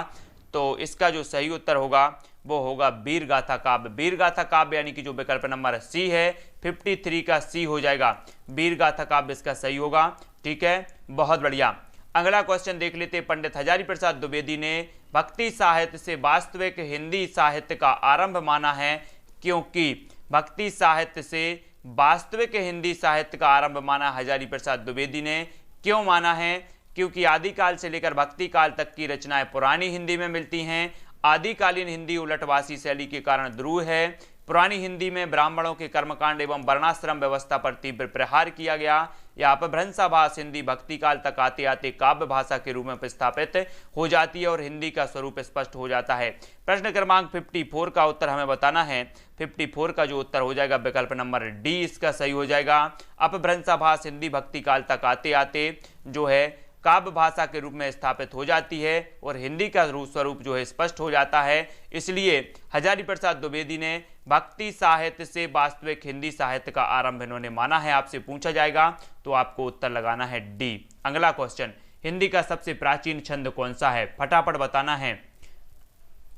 उत्तर क्या हो जाएगा, जयप्रकाश जी, कुशल जी, ममता जी, जल्दी बताओ, मिश्री लाल जी, गहलोत, सुरेंद्र जी। उत्तर क्या होगा, आदिकालीन साहित्य के संबंध में कौन सा कथन सत्य है। तो उत्तर फटाफट से 56 का जो उत्तर हो जाएगा वो हो जाएगा सी, आदिकालीन साहित्य का अपभ्रंशाभास हिंदी में है, ये जो है कथन सत्य माना जाएगा। विकल्प नंबर सी इसका सही हो जाएगा। आदिकालीन साहित्य अपभ्रंशाभास हिंदी में है, सी इसका सही होगा। ठीक है, मोस्ट इंपॉर्टेंट है, सी सही होगा। अगला क्वेश्चन है, अपभ्रंश को पुरानी हिंदी मानते हुए हिंदी साहित्य का आरंभ 7वीं 8वीं शताब्दी से किसने माना है? 57 का मोस्ट इंपॉर्टेंट क्वेश्चन है। तो 57 का उत्तर क्या हो जाएगा? अपभ्रंश को पुरानी हिंदी मानते हुए, ये क्वेश्चन कई बार पूछा गया, अपभ्रंश को पुरानी हिंदी किसने माना है? तो अपभ्रंश को पुरानी हिंदी मानते हुए हिंदी साहित्य का आरंभ 7वीं 8वीं शताब्दी से किसने माना है? तो इसका सही उत्तर क्या होगा? सही उत्तर बताना है तो जल्दी बताओ। 57 का उत्तर बताना है तो उत्तर इसका सही होगा 57 का उत्तर हो जाएगा, क्या हो जाएगा? चंद्रधर शर्मा गुलेरी। चंद्रधर शर्मा गुलेरी ने जो माना है वो इसे पुरानी हिंदी माना है, और साहित्यक पुरानी हिंदी जो माना है, अपभ्रंश को साहित्यक पुरानी, अगर इसके अंदर आगे साहित्यक पुरानी हिंदी लग जाता है तो उत्तर हो जाता है रामचंद्र शुक्ल, है ना।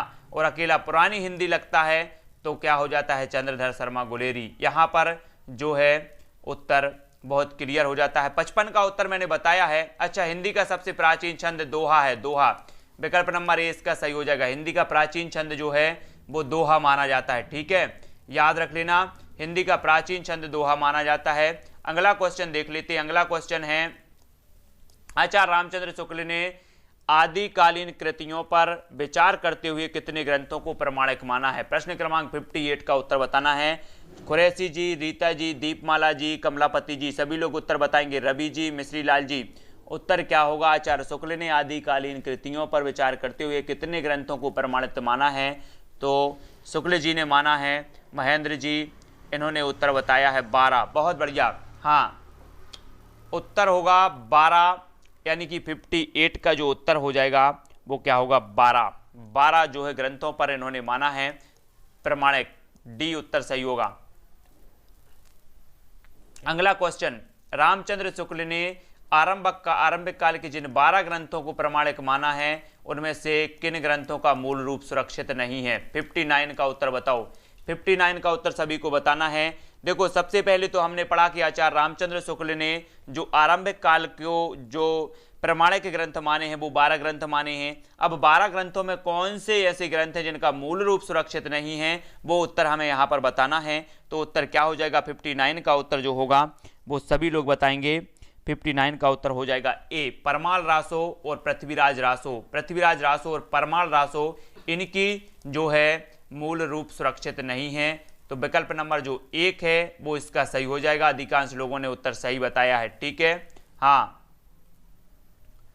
तो याद रख लेना है 59 का उत्तर क्या हो जाएगा? परमाल रासो और पृथ्वीराज रासो, ये इसका सही होगा। अगला क्वेश्चन है, आदिकालीन कृतियां जो नोटिस मात्र हैं। आदिकालीन कृतियां जो नोटिस मात्र हैं, 60 का उत्तर बताना है। नोटिस मात्र कौन सी कृतियां हैं? सभी लोग बताएंगे। सत्येंद्र जी, रूप जी, रूपरानी जी, नेहा जी, मोनिका जी, रीता जी, काजल जी, सभी लोग उत्तर। संतोष जी, सविता जी, आदिकालीन कृतियां जो नोटिस मात्र हैं वो कौन सी हैं? 60 का उत्तर बताना है। एक क्वेश्चन पूछा गया है, जयमयंक जसचंद्रिका ये मधुकर कवि की है, कीर्ति पताका ये विद्यापति जी की है, और ये जो रचनाएं हैं वो नोटिस मात्र मानी जाती हैं, यानी जो विकल्प नंबर बी है वो इसका सही होगा, ठीक है, बी सही हो जाएगा। रिंकू जी, शिवांग जी, लक्ष्मी जी, हनुमाना जी, जय जी, नीतू जी, बहुत बढ़िया। राहुल जी, आचार्य रामचंद्र शुक्ल ने आदिकाल के द्वितीय प्रकरण को कहा है। क्या कहा है? द्वितीय प्रकरण को यहाँ पर बताना है। 61 का जो उत्तर हो जाएगा वो क्या हो जाएगा? द्वितीय प्रकरण को आचार्य रामचंद्र शुक्ल ने जो कहा है वो अपभ्रंश काव्य कहा, यानी कि जो विकल्प नंबर सी है वो इसका सही हो जाएगा, है ना। रामचंद्र शुक्ल ने आदिकाल के द्वितीय प्रकरण को अपभ्रंश काव्य कहा है, सी इसका सही होगा, मोस्ट इंपॉर्टेंट है, ठीक है, तो याद रख लेना है, सी इसका सही होगा। अगला है, हिंदी साहित्य के इतिहास में दोहरे नामकरण की प्रवृत्ति किसने आरंभ की? प्रश्न क्रमांक 62 का उत्तर बताना है। दोहरे नामकरण की जो प्रवृत्ति है वो किसने आरंभ की है? तो उत्तर बताना है, फटाफट बताओ। प्रश्न को समझना है, पहले जो भी कमेंट में लिख रहे हैं उनको प्रश्न को समझना है। नोटिस मात्र जो हैं, कुरैशी जी बोल रहे हैं कि जो नोटिस मात्र हैं मतलब इनका नाम बस चल रहा है, इनका कोई कुछ भी उपलब्ध नहीं है। कीर्ति जो यहाँ पर बताया है कि जो चाहे कीर्ति पताका हो या जयमयंक जसचंद्रिका हो, ये नोटिस मात्र हैं, है ना। हिंदी साहित्य के इतिहास में दोहरे नामकरण की प्रवृत्ति किसने आरंभ की है?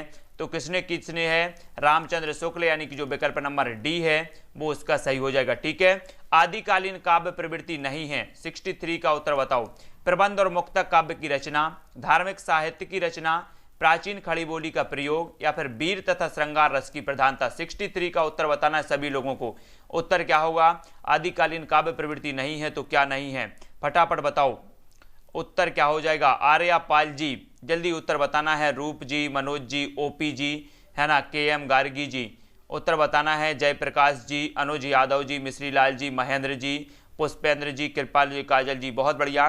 63 का उत्तर अधिकांश लोगों ने बताया है प्रश्न क्रमांक सी, प्राचीन खड़ी बोली का प्रयोग। ये जो है आदिकालीन काव्य प्रवृत्ति का जो है विशेषता नहीं है या प्रवृत्ति नहीं है। ठीक है, अगला क्वेश्चन है, आदिकालीन काव्य में किस प्रवृत्ति का अभाव है। प्रश्न क्रमांक 64 का बताना है कौन सी प्रवृत्ति का अभाव है, भक्ति, प्रकृति चित्रण, श्रृंगार या फिर राष्ट्रीय चेतना। तो अधिकांश लोगों के उत्तर आ रहे हैं, क्या आ रहे हैं, 64 का उत्तर बताना है, तो जल्दी बताना है।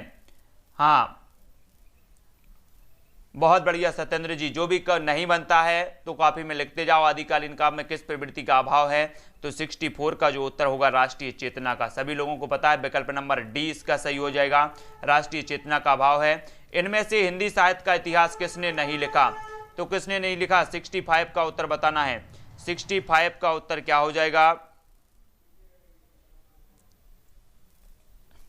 तो उत्तर सही हो जाएगा, क्या हो जाएगा, हिंदी साहित्य का इतिहास किसने नहीं लिखा है, तो लक्ष्मी सागर वार्ष्णेय ने लिखा है, रामकुमार वर्मा ने लिखा है, बच्चन सिंह ने भी लिखा है। जो विकल्प नंबर ए है वो सही होगा। नगेंद्र ने हिंदी साहित्य का इतिहास ग्रंथ नहीं लिखा है, इन्होंने केवल संपादन किया है। याद रख लेना, पहले भी मैंने पढ़ाया था कि नगेंद्र ने नहीं लिखा है, तो कुछ लोगों ने कमेंट किया था कि सर नगेंद्र ने तो लिखा है, नगेंद्र ने लिखा नहीं है, उसका संपादन किया है। याद रख लेना, ठीक है। हिंदी साहित्य का इतिहास ग्रंथ किसने नहीं लिखा, तो नगेंद्र ने नहीं लिखा, याद रख लेना, है ना। विकल्प नंबर ए जो है वो इसका सही होगा, ए, नगेंद्र ने ग्रंथ नहीं लिखा है, उसका संपादन मात्र किया है। याद रख लेना सभी लोगों को। अगला क्वेश्चन है, आचार्य शुक्ल के अनुसार हिंदी साहित्य का आविर्भाव कब से माना जाता है। प्रश्न क्रमांक 66 का उत्तर बताना है। आचार्य शुक्ल के अनुसार हिंदी साहित्य का आविर्भाव कब से माना जाता है। प्रश्न क्रमांक 66 का उत्तर बताना है। उत्तर क्या हो जाएगा, तो उत्तर होगा हिंदी साहित्य का आविर्भाव माना जाता है शुक्ल के अनुसार, तो उत्तर होगा प्राकृत की अंतिम अपभ्रंश अवस्था, यानी कि जो विकल्प नंबर सी है वो इसका सही हो जाएगा। ठीक है, प्राकृत की अंतिम अपभ्रंश अवस्था से हिंदी साहित्य का आविर्भाव माना है आचार्य शुक्ल जी ने। नित्या जैन जी, राम कृपाल जी, सुरेंद्र जी, नेहा जी, बहुत बढ़िया। अपभ्रंश के प्रथम महाकवि थे, तो प्रथम महाकवि कौन थे, सभी लोग बताएंगे। अपभ्रंश के प्रथम महाकवि कौन माने जाते हैं, मोस्ट इंपॉर्टेंट क्वेश्चन है। प्रथम महाकवि के बारे में बताना है तो सभी लोगों को बताना है स्वयंभू। सभी लोगों का उत्तर आ रहा है, बहुत बढ़िया। अब आप सभी को एक उत्तर और बताना है कि स्वयंभू को हिंदी का प्रथम कवि किसने माना है। स्वयंभू को हिंदी का प्रथम कवि किसने माना है, उत्तर सभी लोगों को कमेंट में लिखना है। उसके बाद नेक्स्ट प्रश्न का उत्तर भी बताना है। स्वयंभू को हिंदी का प्रथम कवि किसने माना है, जल्दी जल्दी से कमेंट में लिखो। ज्योति जी, राधा जी, पूनम जी, रिंकू जी, सचिन जी, नीलम जी, मिश्री लाल, जयप्रकाश, हरिकेश, नित्या जी, है ना, मोहम्मद जी, नीता जी, नीतू जी, ममता जी, यूबी जी, मोनिका जी, गुल्ला जी, सभी लोग बताएंगे। ज्योति गुप्ता जी, मनोज जी, एस जी, नेहा जी, रसिद्दा जी, सभी लोग बता रहे हैं। दीपमाला जी, उत्तर आ रहा है राम कुमार वर्मा, बहुत बढ़िया। राम कुमार वर्मा ने स्वयंभू को हिंदी का प्रथम कवि माना है, जबकि स्वयंभू अपभ्रंश के महाकवि माने जाते हैं प्रथम, बहुत बढ़िया। अगला क्वेश्चन है, आचार्य शुक्ल ने किस साहित्य को सांप्रदायिक शिक्षा मात्र कहकर वीरगाथा काल में सम्मिलित नहीं किया था, किंतु हजारी प्रसाद द्विवेदी ने उसे आदिकाल में स्वीकार कर लिया गया, तो कौन सा साहित्य था, तो सिद्ध साहित्य, जैन साहित्य और नाथ साहित्य। इन साहित्य को आचार्य शुक्ल ने आदिकाल में समाहित नहीं किया और हजारी प्रसाद द्विवेदी ने इन्हें समाहित कर दिया, बहुत बढ़िया।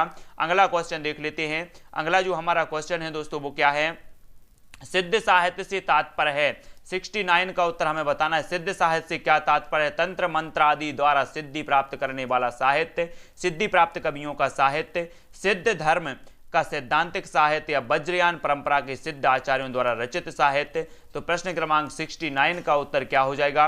अधिकांश लोगों का उत्तर आ रहा है, क्या आ रहा है? 69 का उत्तर क्या हो जाएगा? फटाफट बताना है। विकल्प नंबर डी हो जाएगा, वज्रयान परंपरा के सिद्ध आचार्यों द्वारा रचित साहित्य जो है ये सही हो जाएगा। ठीक है, वज्रयान एक बुद्ध धर्म की एक शाखा है वज्रयान, और वज्रयान परंपरा के सिद्ध आचार्यों द्वारा रचित साहित्य ये जो है सिद्ध साहित्य के अंतर्गत आता है। ठीक है, आदिकालीन काव्यधारा में उपलब्ध नहीं है, तो क्या नहीं है? सिद्ध साहित्य नहीं है, सिख साहित्य नहीं है, जैन साहित्य नहीं है, या फिर नाथ साहित्य नहीं है। सभी लोगों को कमेंट में लिखना आदिकालीन काव्यधारा में उपलब्ध नहीं है, तो क्या नहीं है? जो भी मेरे नए साथी हैं वो चैनल को सब्सक्राइब कर लेना, वीडियो को लाइक सभी लोगों को करना है। आदिकालीन काव्यधारा में उपलब्ध नहीं है, तो इसका सही उत्तर होगा सिद्ध साहित्य। क्या नहीं है? सिख साहित्य। सिख साहित्य यानी कि जो विकल्प नंबर सी है वो इसका सही हो जाएगा। ठीक है, आदिकालीन काव्यधारा में उपलब्ध नहीं है सिख साहित्य। मोस्ट इंपॉर्टेंट क्वेश्चन है ना। अब यहां से कंफ्यूज नहीं होना है। संधा भाषा का अर्थ क्या है? आप सभी को पता है कि सिद्ध जो माने जाते हैं, सिद्धों ने अपनी जो रचनाएं की हैं वो संधा भाषा शैली में की हैं, और संधा भाषा का अर्थ क्या होता है ये हमें बताना है। तो सभी लोगों को बताना है, अंतः साधनात्मक अनुभूतियों का संकेत करने वाली प्रतीक भाषा, कर्कश शब्दों से युक्त प्राकृत भाषा, मधुर शब्दों से युक्त पाली भाषा, या तत्सम शब्दों से युक्त प्राकृत भाषा। 71 का उत्तर सभी लोगों को बताना है। मोस्ट इंपॉर्टेंट, स्वीटी शुक्ला जी, महेंद्र जी, नेहा जी, रीता जी, सबिता जी, KM जी, OP जी, रीनू जी, मनीषा जी, कुरैशी जी, रवि जी, पुष्पेंद्र जी, सभी लोगों का उत्तर जो आ रहा है 71 का जो उत्तर आया है वो आया है विकल्प नंबर 1, अंतर साधनात्मक अनुभूतियों का संकेत करने वाली प्रतीक भाषा, जिसे संकेत भाषा, संधा भाषा कहा जाता है। और जो है सभी लोगों ने जो सिद्ध साहित्य उन्होंने संधा भाषा शैली का प्रयोग किया है। बहुत बढ़िया। अगला क्वेश्चन है, सिद्ध साहित्य के संदर्भ में कौन सा कथन असत्य है? तो जल्दी से बताना है। मैं कई बार आपको बताता हूं कि सिद्ध साहित्य जो थे, सिद्धों की संख्या 84 मानी जाती है, और सिद्धों ने संधा भाषा शैली को अपनाया, और सिद्ध साहित्य में सरहपा प्रमुख माने जाते हैं, जिनकी एक रचना है दोहा कोश। सभी लोगों को याद रख लेना है सिद्ध साहित्य के संदर्भ में कौन सा कथन असत्य है। तो सिद्ध साहित्य जो है दोहों व चर्या पदों में है, सिद्ध साहित्य की भाषा पिंगल है, सरहपा सिद्ध साहित्य के आदि कवि हैं, या सिद्ध साहित्य में सहज साधना का प्रधान है। तो 72 का जो उत्तर हो जाएगा वो हो जाएगा विकल्प नंबर बी, सिद्ध साहित्य की जो भाषा है वो पिंगल है। ये जो है गलत हो जाएगा, यहाँ पर असत्य हो जाएगा। विकल्प नंबर बी अधिकांश लोगों ने सही बताया है, याद रख लेना। 84 सिद्धों में प्रथम सिद्ध कौन है? जल्दी से 73 का उत्तर बताना है। प्रथम सिद्ध कौन से माने जाते हैं? 73 का उत्तर माना जाता है। तो क्या माना जाता है? जल्दी से बताओ। सिद्ध साहित्य में प्रथम सिद्ध माने जाते हैं कौन? सरहपा। सरहपा यानी कि जो विकल्प नंबर सी है वो इसका सही हो जाएगा। ठीक है, सरहपा इसका सही उत्तर हो जाएगा। प्रथम सिद्ध माने जाते हैं 84 सिद्धों में, तो सभी को याद रख लेना। विकल्प नंबर सी इसका सही हो जाएगा। मोस्ट इंपॉर्टेंट क्वेश्चन है, सभी लोगों को याद रख लेना है। अगला क्वेश्चन है, राहुल सांकृत्य ने हिंदी का प्रथम कवि किसे माना है? तो मोस्ट इंपॉर्टेंट है, जल्दी बताओ, हिंदी का प्रथम कवि किसे माना है? और एक यहाँ पर विकल्प दिया है, पुष्य या पुंड को किसने माना है? ये चीज भी सभी लोगों को बताना है। देवसेन की रचना कौन सी है? ये चीज भी बताना है। तो मैं बता देता हूं जब तक आप लोग उत्तर बताएंगे। देवसेन जी की रचना है श्रावकाचार, जिसे हिंदी की प्रथम रचना माना जाता है। 933 इसका रचना काल माना जाता है। स्वयंभू के बारे में सभी जानते हैं, स्वयंभू को अपभ्रंश का महाकवि कहा जाता है, और स्वयंभू को जो है हिंदी का प्रथम कवि रामकुमार वर्मा ने माना है, और सरहपा को राहुल सांकृत्य ने हिंदी का प्रथम कवि माना है। ये चीज भी सभी को याद रख लेनी है, सभी लोगों को याद रखनी है। ठीक है, अब आपको उत्तर बताना है, पुष्य या पुंड को हिंदी का प्रथम कवि किसने माना है? प्रश्न क्रमांक विकल्प नंबर जो बी है वो इसका सही हो जाएगा। बहुत बढ़िया, राधा पटेल जी जो शिवसेन सेंगर हैं, शिवसेन सेंगर, इन्होंने पुष्य या पुंड को जो है हिंदी का प्रथम कवि माना है। बहुत बढ़िया, बहुत बढ़िया आंसर आप सभी के आ रहे हैं। मोस्ट इंपॉर्टेंट है, ये चीज भी याद रख लेना, पुष्य या पुंड को जो प्रथम कवि माना है वो शिवसेन सेंगर ने माना है। मोस्ट इंपॉर्टेंट, अधिकांश साहित्यकारों के अनुसार हिंदी का प्रथम कवि कौन है? अधिकांश जो साहित्यकार हैं वो किसे हिंदी का प्रथम कवि मानते हैं? तो जल्दी जल्दी से उत्तर बताना है। उत्तर क्या हो जाएगा? प्रश्न क्रमांक 75 का उत्तर बताना है। तो अधिकांश ने माना है सरहपा को। 75 का जो उत्तर हो जाएगा वो हो जाएगा सरहपा। सरहपा सही होगा। ठीक है, शालिभद्र सूरीकृत भरतेश्वर बाहुबली रास को हिंदी की प्रथम रचना किसने माना है? 76 का उत्तर बताना है, मोस्ट इंपॉर्टेंट है ना। पूरे 100 प्रश्न आज की वीडियो में हम कवर करने वाले हैं, तो जल्दी जल्दी से उत्तर बताओ जिससे जल्दी से कवर हो जाएं। और शालिभद्र सूरीकृत भरतेश्वर बाहुबली रास को हिंदी का जो प्रथम कवि माना है वो गणपति चंद्र गुप्त ने माना है, यानी कि जो विकल्प नंबर सी है वो इसका सही हो जाएगा। ठीक है, याद रख लेना, है ना। और बाहुबली रास को जो है इन्होंने माना है, और यहाँ पर गणपति की बात आई है तो गणपति की पूजा भारत में होती है, भारत में, तो गणपति चंद्र गुप्त ने भरतेश्वर बाहुबली रास को माना है। अगला है हिंदी की प्रथम श्रावकार रचना, जो श्रावकाचार हैं इसके रचयिता कौन है, मैंने बता दिया है, तो जल्दी जल्दी से उत्तर बताना है, मोस्ट इंपॉर्टेंट है। रवि कुमार जी जल्दी बताओ, हिंदी की प्रथम रचना श्रावकाचार के रचयिता कौन है? सत्येंद्र जी, ज्योति जी, धीर सिंह जी, अंजुला जी, राधा पटेल, रिंकू जी, ओपी जी, नित्या जी, नीलम जी, रीनू जी, सफीक जी, पुष्पेंद्र जी, ज्योति, आलोक जी, प्रियंका जी, लवली जी, सोनिया जी, बिंदु जी, कुरैशी जी, सविता जी, आर्या जी, नेहा जी, सभी लोगों को उत्तर बताना है कि हिंदी की प्रथम जो रचना है वो श्रावकाचार के रचयिता कौन है। तो सभी लोगों का उत्तर आया है देवसेन, यानी कि जो विकल्प नंबर 3 है, और 933 जो है इसका रचना काल माना जाता है। हिंदी के प्रथम कवि माने जाते हैं सरयपा, और हिंदी की प्रथम जो रचना मानी जाती है वो श्रावकाचार मानी जाती है। सभी को रट लेना है, याद कर लेना है। पुष्य या पुंड को हिंदी का प्रथम कवि किसने माना है? पहले भी हम पढ़ चुके हैं, ये उत्तर हमेशा पूछा जाता है। पुष्य या पुंड को हिंदी का प्रथम कवि माना है तो शिवसेन सेंगर, यानी कि जो विकल्प नंबर ए है वो इसका सही हो जाएगा। शिवसेन सेंगर ने हिंदी का प्रथम कवि माना है पुष्य या पुंड को। ठीक है, बहुत बढ़िया, अधिकांश लोगों के उत्तर सही आ रहे हैं। ठीक है, हाँ। अगला क्वेश्चन है देवसेन का एक अन्य ग्रंथ कौन सा है? देवसेन का एक अन्य ग्रंथ कौन सा है? चर्यापद, दोहा कोश, दब्ब साहब, पयास या बुद्ध गान ओ दूहा। प्रश्न क्रमांक 79 का उत्तर सभी को लिखना है। उत्तर क्या हो जाएगा? देवसेन का एक अन्य ग्रंथ कौन सा है? 79 का उत्तर सभी लोगों का जो आया है वो आया है बी, दब्ब साहब पयास। दब्ब साहब पयास ये देवसेन जी का ग्रंथ है, सभी लोगों को याद रखना है। अगला क्वेश्चन देख लेते हैं, जल्दी आ जाओ, फटाफट बताना है, जल्दी जल्दी से कमेंट सभी को लिखना है। चर्यापद की रचयिता कौन है? 80 का उत्तर बताना है। चर्यापद की रचयिता सरयपा हैं, सबरपा हैं, तिलोपा हैं या फिर शांतिपा हैं? चर्यापद किसकी रचना है? मोस्ट इंपॉर्टेंट ये प्रश्न है, 80 का उत्तर बताना है। तो चर्यापद के जो रचयिता माने जाते हैं वो माने जाते हैं नित्या जैन जी, दीपमाला जी, रीनू जी, रूप जी, अनुज जी, नीतू जी, आलोक जी, ओपी जी, लवली जी, संतोष जी। सभी लोगों का उत्तर जो आ रहा है वो आ रहा है सबरपा। चर्यापद के रचयिता माने जाते हैं सबरपा, यानी कि जो विकल्प नंबर सी है वो इसका सही हो जाएगा। ठीक है, सबरपा माने जाते हैं। अगला क्वेश्चन है, अगला क्वेश्चन क्या है? जल्दी उत्तर बताओ। अगला क्वेश्चन है अवधूत मत किसे कहते हैं? प्रश्न क्रमांक 81 का कई बार पूछा भी गया है। रीता पटेल जी, आलोक जी, जल्दी उत्तर बताओ, अवधूत मत किसे कहते हैं? उत्तर क्या हो जाएगा? जैन संप्रदाय को, सिद्ध संप्रदाय को, नाथ संप्रदाय को या फिर सगुण संप्रदाय को? तो सभी लोग लाइक जरूर कर देना। बहुत बढ़िया सत्येंद्र जी, सभी लोगों को लाइक जरूर करना चाहिए। इस वीडियो को, इस सेशन को हमें आगे बढ़ाना है, तो सभी मित्रों का कर्तव्य होगा कि 10 लोगों को हमें इस क्लास तक लाना है। बहुत सारे लोगों तो ये क्लास पहुंचनी चाहिए। तो अवधूत मत कहा जाता है नाथ संप्रदाय को, और एक भी क्लास मिस नहीं होनी चाहिए जो भी हिंदी साहित्य वास्तव में पढ़ना चाहते हैं, क्योंकि इसके बाद, इस सेशन के बाद, इन क्लासों के बाद आपको जो हिंदी है वो आप कभी नहीं भूल पाएंगे। जोई जोई पिंडे सोई ब्रह्मांडे सिद्धांत किसका है? तो जल्दी से कमेंट में लिखो।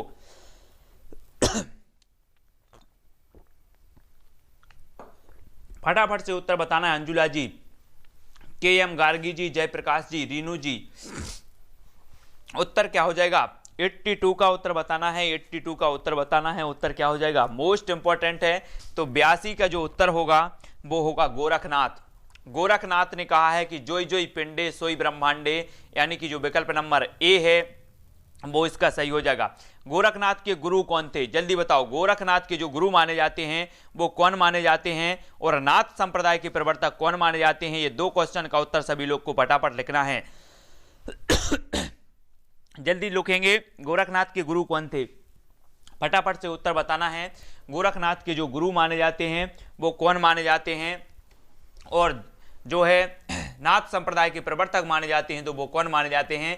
तो अधिकांश लोगों का उत्तर आ रहा है कि गोरखनाथ के जो गुरु थे वो मतेंद्रनाथ, ये सभी नामों से जाना जाता है, तो मच्छेंद्रनाथ इसका सही होगा। ठीक है, और नाथ संप्रदाय के प्रवर्तक कौन माने जाते हैं? तो जल्दी से कमेंट में लिखो।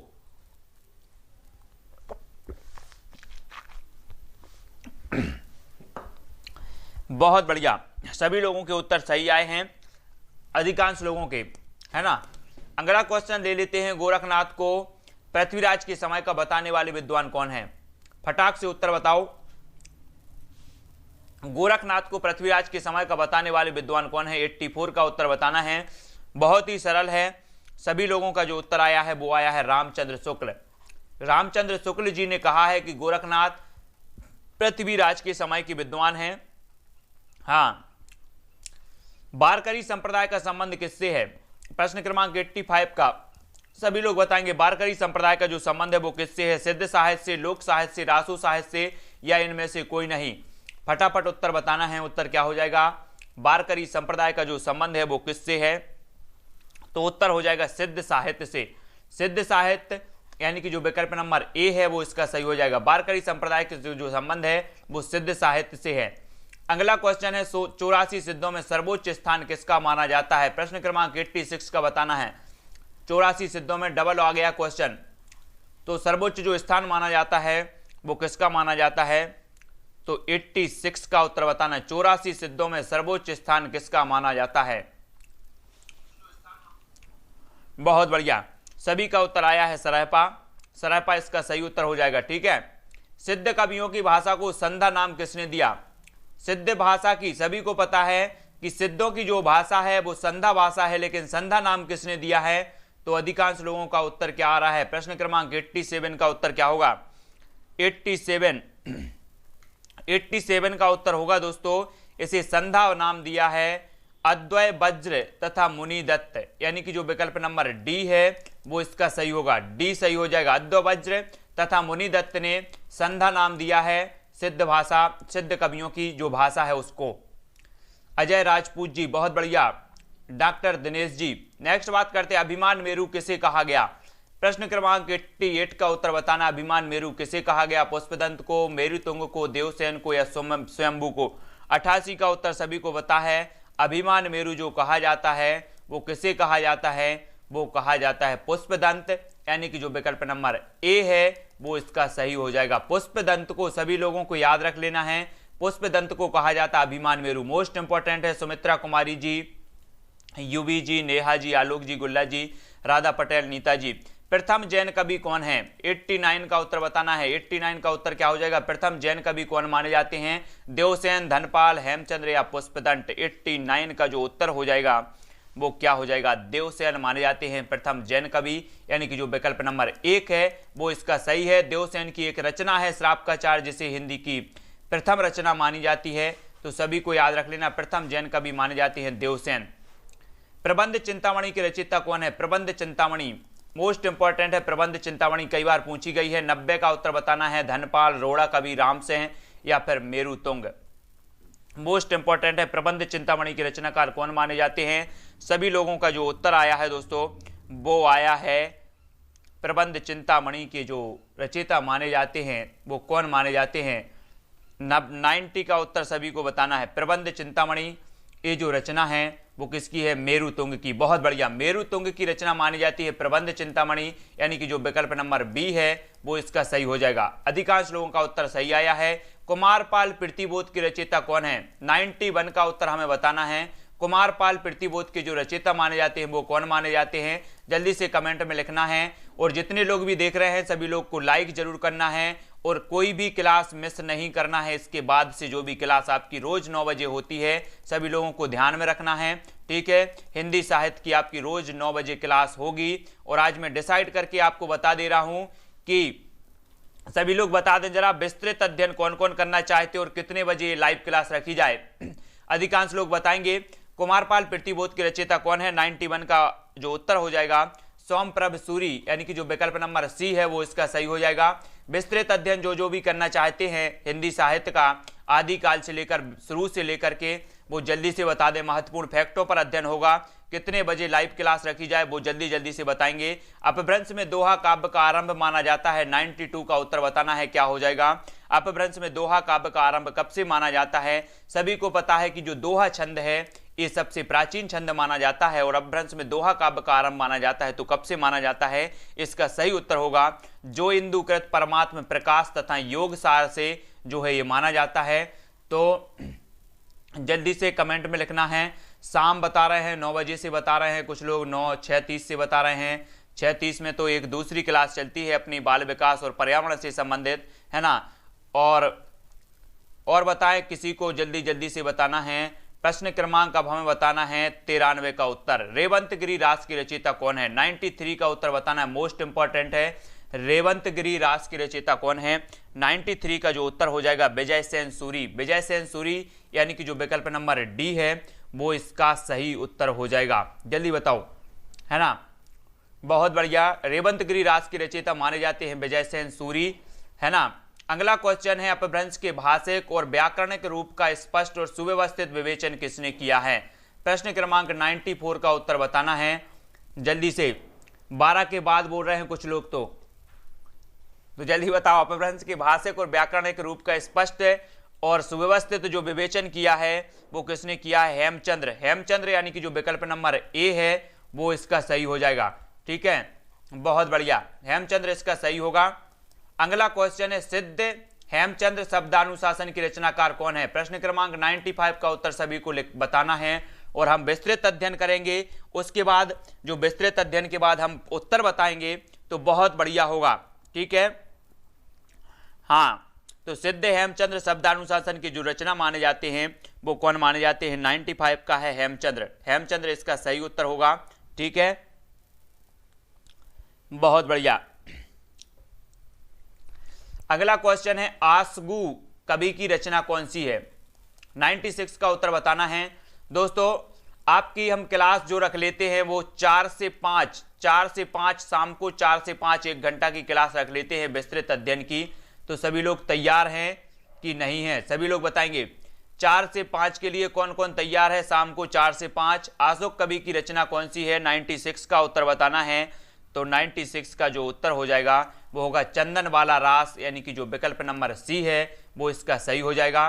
ठीक है, 4 से 5 का जो समय है वो सही हो जाएगा, है ना, क्योंकि 6:30 बजे भी क्लास रहती है, 2:30 बजे भी क्लास रहती है और 9 बजे भी क्लास रहती है और रात में 12 बजे भी क्लास है। तो सभी लोगों को ध्यान में रखते हुए 4 से 5 का जो समय है वो, है ना। नायिकाओं का नक्सिक वर्णन मिलता है, नायिकाओं का नक्सिक वर्णन मिलता है तो किस में मिलता है? सभी लोग बताएंगे, जल्दी बताओ। प्रश्न क्रमांक 96 का बताना है। यादव सानी जी जल्दी जल्दी उत्तर बताना है। टॉपिक वाइज करवाएंगे पूरा, एक के बाद एक सारी की सारी चीजें करवाएंगे। तो हम 4 से 5 का समय रख लेते हैं। 4 से 5 का समय सही है। सभी लोग 4 से 5, कल से क्लास स्टार्ट हो जाएगी, विस्तृत अध्ययन करेंगे हम 4 से 5 में। नायिकाओं का जो नक्सिक वर्णन मिलता है 97 का जो उत्तर हो जाएगा वो डी हो जाएगा। रोड़ाकृत राउल बेल में, यानी कि जो विकल्प नंबर डी है वो इसका सही होगा। ठीक है, हाँ। अगला क्वेश्चन है, डिंगल का सबसे पहले प्रयोग मिलता है, तो 98 का उत्तर बताना है। डिंगल का सबसे पहले प्रयोग मिलता है तो कौन सी में मिलता है? जल्दी जल्दी कमेंट में बताना है। 4 से 5 शाम को 4 से 5 का समय है, आपका विस्तृत अध्ययन होगा तो सभी लोगों को याद रख लेना है। ज्योति जी बाद में देख लेना वीडियो, कोई दिक्कत नहीं है। और क्या है, 9 बजे आपका जो हिंदी साहित्य की क्लास होती है, फिर मुझे करंट अफेयर्स के लिए तैयारी करनी होती। करंट अफेयर्स का वीडियो 12 बजे अपलोड करना होता है तो उसके लिए तैयारी करो। और 6:30 बजे आपकी लाइव क्लास करें, उसकी होती है पर्यावरण और बाल विकास की, तो उसका भी होता है। 4 से 5 का टाइम इसके लिए, इसलिए जो है सही होगा आप लोगों के लिए। तो डिंगल का सबसे पहले प्रयोग जो मिलता है वो कहाँ मिलता है? तो राजा बांकीदास कृत कुकवि बत्तीसी, यानी जो विकल्प नंबर ए है वो इसका सही हो जाएगा। तो याद रख लेना है, कल से 4 बजे से आपकी हिंदी साहित्य की विस्तृत अध्ययन की लाइव क्लास होगी तो सभी लोगों को आ जाना है, सभी लोगों को देखना है। जो भी लाइव क्लास विस्तृत अध्ययन करना चाहते हैं वो, है ना। सिद्ध सेनकृत बिलास वही कहा किस कोटि का काव्य है? 99 का उत्तर बताना है। बिलास वही कहा किस कोटि का काव्य है? तो 99 का जो उत्तर हो जाएगा वो होगा प्रेम कथा काव्य। प्रेम कथा काव्य यानी कि जो है विकल्प नंबर प्रेम कथा काव्य सी इसका सही हो जाएगा। ठीक है, सिद्ध सेनकृत बिलास वही कहा किस कोटि का काव्य है? तो प्रेम कथा काव्य है, सी इसका सही होगा। अगला क्वेश्चन है, रोमांटिक महाकाव्य है तो कौन सा है? 100 का उत्तर सभी को बताना है। रोमांटिक महाकाव्य कौन सा है? धनपाल कृत भविष्यत कहा, रोड़ा कृत राउल बेल, अब्दुल रहमान कृत संदेश रासक या दामोदर कृत उक्ति व्यक्ति प्रकरण। तो ये सभी याद कर लेना है कि भविष्यत कहा धनपाल की है, राउल बेल रोड़ा की है, अब्दुल रहमान की संदेश राशक है, दामोदर की उक्ति व्यक्ति प्रकरण है और रोमांटिक महाकाव्य जो कहा जाता है। प्रश्न क्रमांक 100 का जो उत्तर हो जाएगा वो होगा धनपाल कृत, जो भविष्यत कहा है इसे रोमांटिक महाकाव्य भी कहा जाता है। विकल्प नंबर ए इसका सही हो जाएगा। ठीक है, 4 से 5 का आपका समय रहेगा। हिंदी साहित्य का हम विस्तृत अध्ययन करेंगे। ठीक है, तो याद रख लेना 4 से 5 का समय, 4 बजे से 5 बजे 1 घंटा हम हिंदी साहित्य का विस्तृत अध्ययन करेंगे। महत्वपूर्ण जो फैक्ट हैं उन पर चर्चा करेंगे। ठीक है, तो 4 बजे से 5 बजे का समय आप सभी का रखा है। तो सभी लोगों को जो भी पढ़ना चाहते हैं, विस्तृत अध्ययन करना चाहते हैं, तो वो सभी लोग आएंगे 4 से 5 बजे की क्लास में। ठीक है, और 9 बजे जो है आपकी ये निरंतर क्लास चलेगी। वीडियो को सभी लोग लाइक कर दें। एक बार कितने लोगों ने लाइक किया है जरा देख लेते हैं। बहुत सारे लोगों ने अभी लाइक नहीं किया है, तो जल्दी जल्दी से सभी लोग लाइक करेंगे। वीडियो को शेयर भी करना है। 9 बजे का टाइम यही रहेगा और एक विस्तृत क्लास जो हिंदी साहित्य की है वो अपनी 4 बजे से 5 बजे तक चलेगी। सभी लोगों को याद रख लेना है। ठीक है, हाँ, और वीडियो को लाइक और शेयर सभी को करना है, अपने मित्रों तक भेजना है। और सभी लोगों का जो दायित्व है कि अपने 10-10 मित्रों को इस लाइव क्लास के बारे में बताना है। सभी लोगों को इस क्लास तक जोड़ना है, इस सेशन तक जोड़ना है, ताकि अन्य लोग भी इसका फ़ायदा ले सकें। हम तो फ़ायदा ले रहे हैं, हम सभी फ़ायदा ले रहे हैं। ठीक है, लेकिन हमारे मित्र भी, हमारे साथी भी, जितने लोग हैं सभी लोग इसका फ़ायदा ले सकें, इस क्लास का फ़ायदा ले सकें। ठीक है, और यूबी जी, मनोज जी, राधा पटेल जी, बहुत सारे लोग हैं जो हिंदी साहित्य में बहुत अच्छा ज्ञान रखते हैं। मैं सभी के कमेंट देखता हूं, कुछ लोगों के नाम ले पाता हूं, है ना, लेकिन कमेंट सबके देखता हूं कि कौन सही बता रहा है, कौन गलत बता रहा है। तो अधिकांश लोग जो हैं वो, है ना, सही उत्तर बताते हैं। रीनू जी, राधा जी, नीलम जी, राम कुमार जी, राम कृपाल जी, पूनम जी, FM मिर्जा जी, यतेंद्र जी, मुकेश जैन जी, सबिता जी, रसीदा जी, मोनिका जी, दिनेश जी, नीलम जी। ठीक है, बहुत बढ़िया दिनेश जी और नीलम जी, मिश्री लाल जी, कुशल परिवर्तन, पूनम जी, नेहा जी। इसी प्रकार से सभी लोग इस क्लास को आगे बढ़ाने का प्रयास करें। सभी लोगों का दायित्व होगा कि ये जो क्लास है आपकी हिंदी साहित्य की बहुत बढ़िया क्लास बने, ताकि और भी हमारी जो विस्तृत चर्चा है, हिंदी साहित्य की जो चर्चा है वो इसी तरह से बनी रहे। ठीक है, सभी लोग इसी प्रकार से डिस्कस करेंगे, चाहे वो नेट वाले एग्जाम वाले हों, चाहे टेट वाले हों, चाहे RPSC वाले हों, चाहे PGT TGT जितने वाली भी हों। अंजलि पांडे जी, वेरी गुड, आपकी पहली क्लास है। और भी इसी प्रकार से सभी लोग जुड़ें, और जो भी करंट अफेयर्स का जो वीडियो देखना चाहते हैं वो 12 बजे मैं करंट अफेयर्स का भी डालता हूं, और सभी लोग टेलीग्राम ग्रुप से अवश्य जुड़ें।